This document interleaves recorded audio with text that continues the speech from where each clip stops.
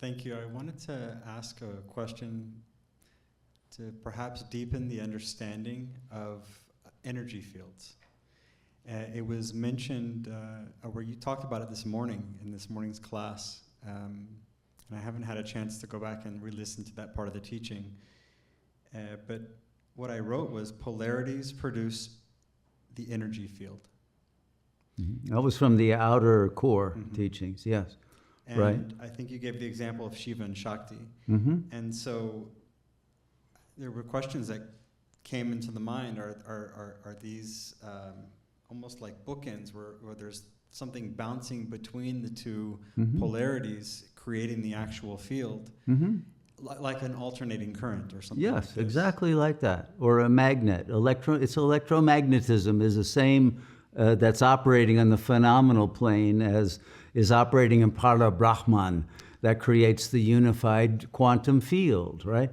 So that field is created by these two polarities, which create the waves of the trough and the crest of the wave.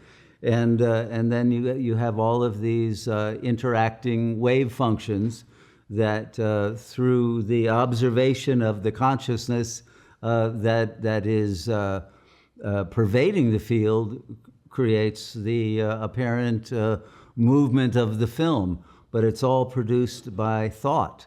So all of this is a function of two polarities, a yin and a yang, in complementarity, that then produce a third. There's always a third produced by the two.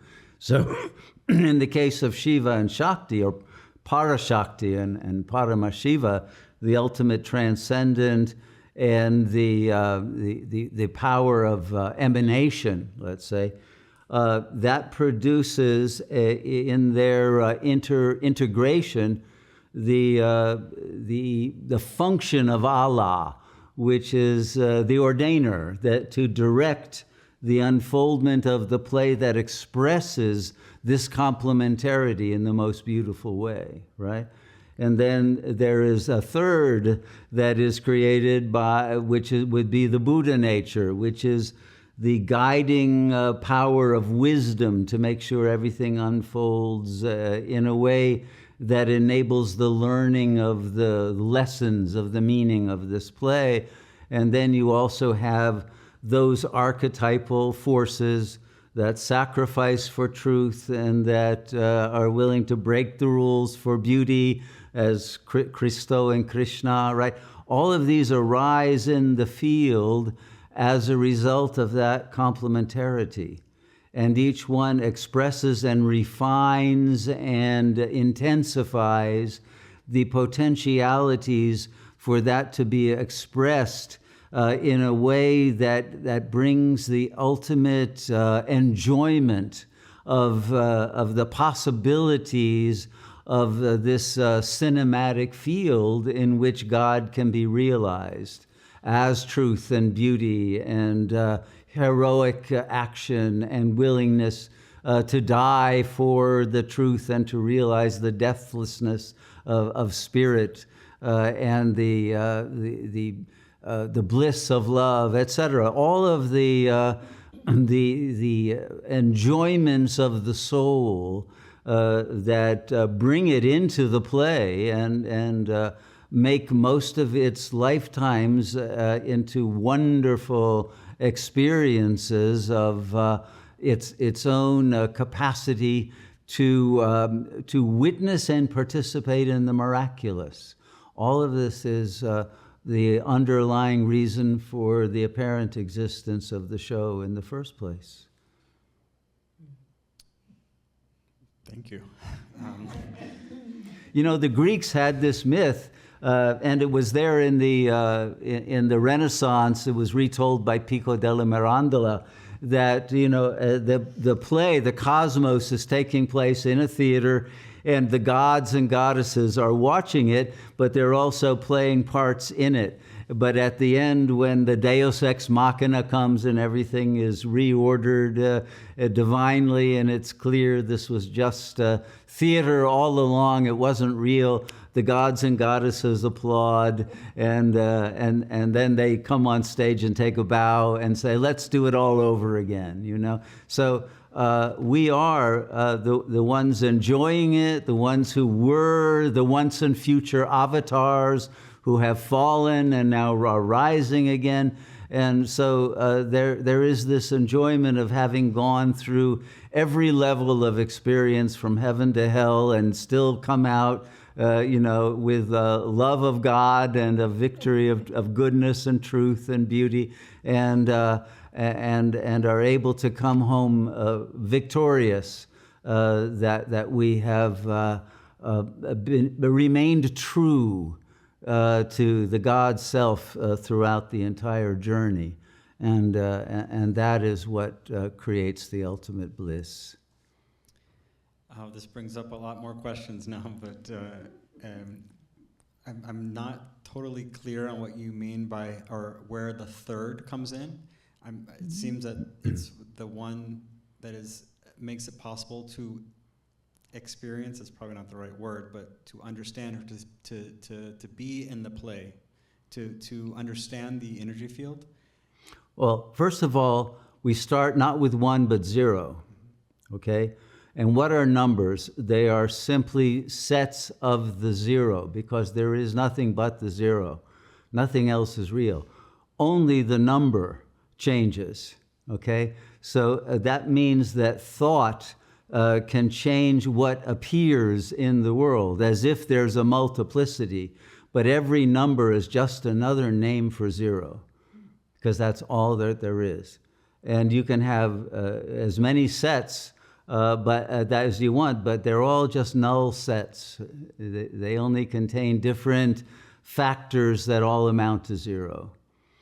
And so the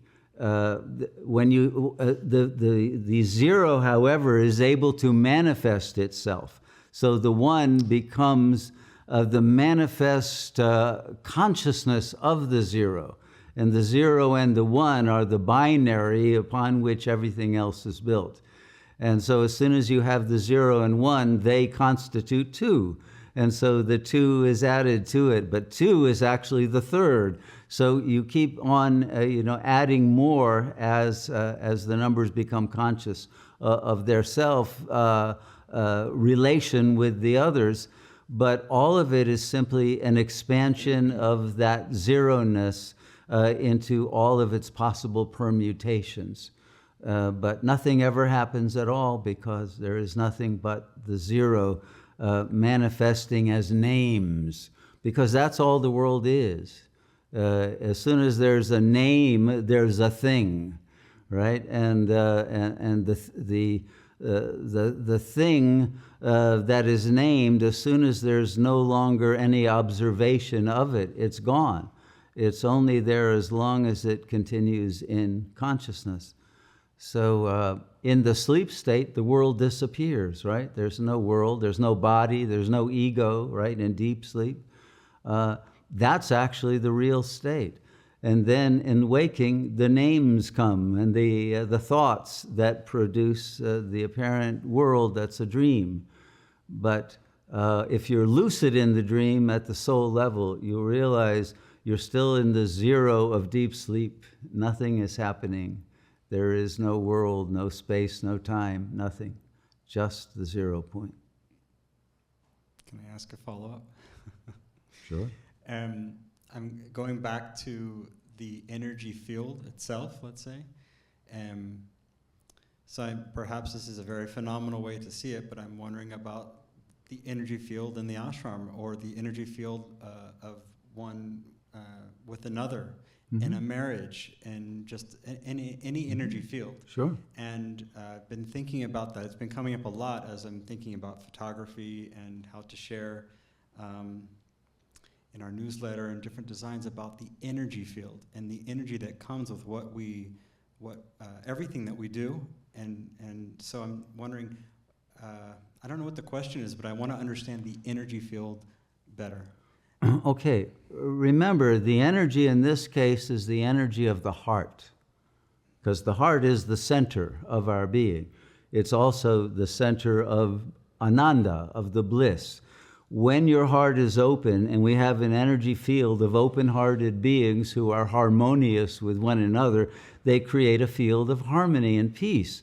And someone coming from a very peaceless environment who suddenly feels that, wow, there's something different about this space, they're able to relax and open and go into a much higher level of consciousness and perceive the beauty, etc. But what they are really perceiving is their own opening to their real self that had to be defended against because of all of the aversive energies that they had to deal with. So here, the more you can let go of any defenses or any disharmonious projections, you will be in accord with the field, and your own energy will be augmented by that of the field and influenced by it, and will influence it to keep exponentially increasing the amount of harmony or beauty or love or joy that's in the field, right? So the more that becomes the natural state of the emanation, the more that energy field increases in power and scope and distance, and becomes a hypersphere of power that becomes very attractive. So that happened in India, for example, at Tiruvannamalai, around that holy mountain of Arunachala, where for thousands of years, sadhus, sages, saints would gather and live in caves and practice their meditation and be in samadhi, and that blissful energy attracted more and more people, and until it became a pilgrimage center, etc., and attracted someone like Ravana, who was called there also by the self. So there are places that become very special because of their energy fields. Varanasi is another one, and there are a number of places where they have the Kumbh Melas in India, etc. And there are pilgrimage places in Europe and throughout the world, and the holy spots even of North American native tribes that still have some of that energy. And people can go to those places and they feel vortexes, and they feel a paranormal phenomena happen there. And it's all because of the nature of the energy that is influencing one's consciousness to move to a different level, a different frequency, which brings about different phenomena. Thank you very much. That really helps me understand it a lot. And yeah, I just don't want to be caught in some imaginary or very phenomenal idea of an energy field, and that helps me understand it more. And what I'm hearing is it's the energy field is the opening of the heart. That's it, and it's not some local specific place. It can be infinite. So when another heart is open, that connection of the field is created. Because we're dealing with quantum waves now, not quantum waves, when we're talking about the human energy field. So and there's a very sensitive capacity to perceive those energies, even if one isn't fully conscious of it. One feels different. The body relaxes in certain fields, but in others, you could go to certain rooms or let's say, meetings or parties, and suddenly you're very contracted and even feeling aggression in the field and paranoia because there's tension and conflict in that gathering. So if you can come in and bring in peace and harmony wherever you go, the more coherent your own energy emanation is, the more influence you'll have on the field.